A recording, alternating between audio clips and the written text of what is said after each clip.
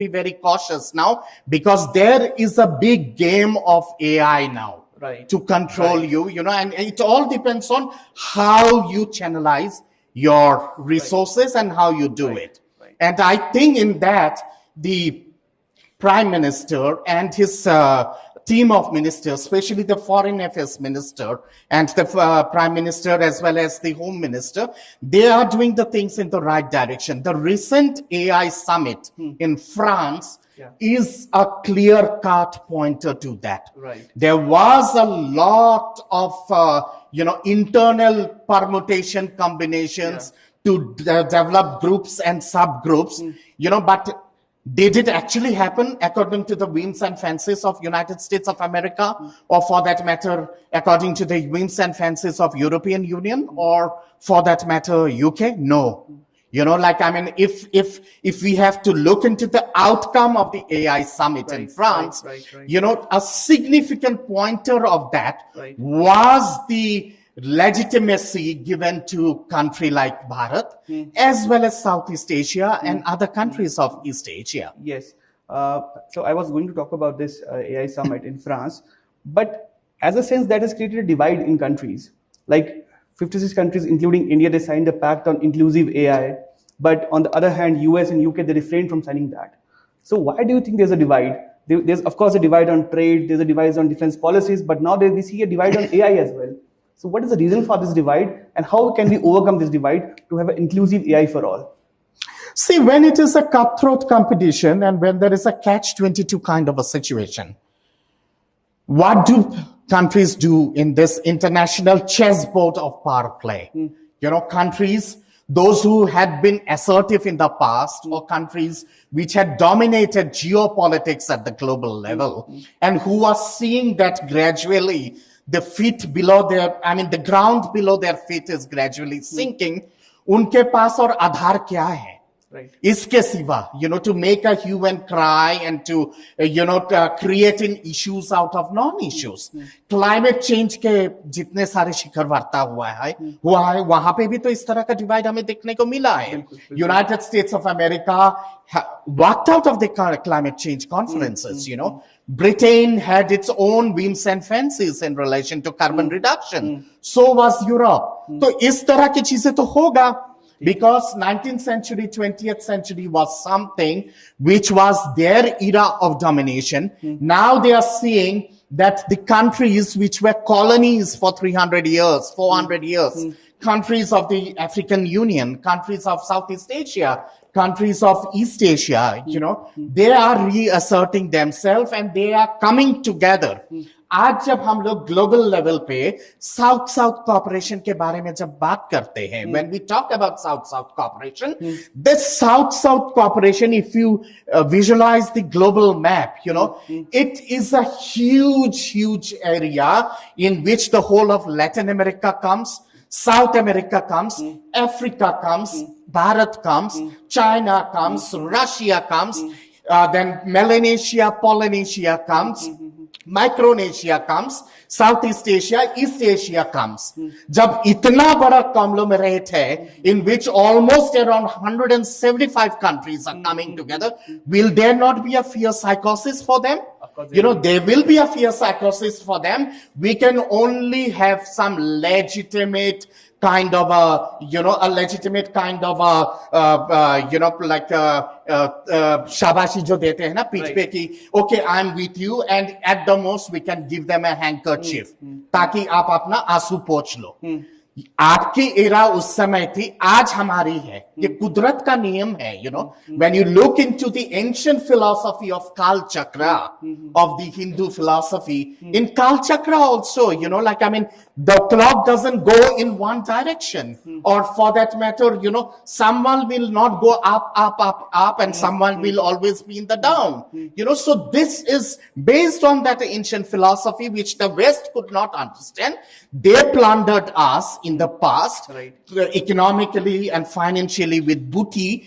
We will plunder them by capturing their mind. And that should be the mission of the younger generation. Right. Younger generations of institutions like IIT, NIT, IIM, and especially IIT Mandi. Like the younger lot out here, when they come up with a startup company or with an innovative idea, we need to nurture them. We need to nurture them. We need to help them out so that tomorrow in World Bank or in IMF or for that matter in European Union, we have a legitimate chair which was denied to us for so long. So this is a permutation combination of the international geopolitical strategic equation. Things are changing and things will change. Whether it's President Trump or whether it's the Prime Minister of UK or President Macron, whether they like it, whether they don't like it, they have to accept this reality. They will try to bargain. And in that, in that situation of bargaining, the ultimate winner will be the person who bargains the most. And that's the reason why the President of United States of America tells about Honorable Narendra Modi ji that he is a smart businessman and a very hard bargainer. And very difficult to bargain with him. दुनिया Trump को मानता है कि वो दुनिया का सबसे बड़ा बिजनेसमैन है और सबसे बड़ा बार्गेनर है. And if the biggest bargainer is telling about the honorable prime minister that he's a very tough nut to crack, imagine the power which Bharat has today. We all have to be a part of that power and we have to move ahead in that direction. We cannot be slave for WhatsApp or for Facebook or for, like Twitter or LinkedIn. We have to assert ourselves and we have to create in wonders similar to that. That is where the challenge is. And I believe, idea matters most is something which is pursuing in that game.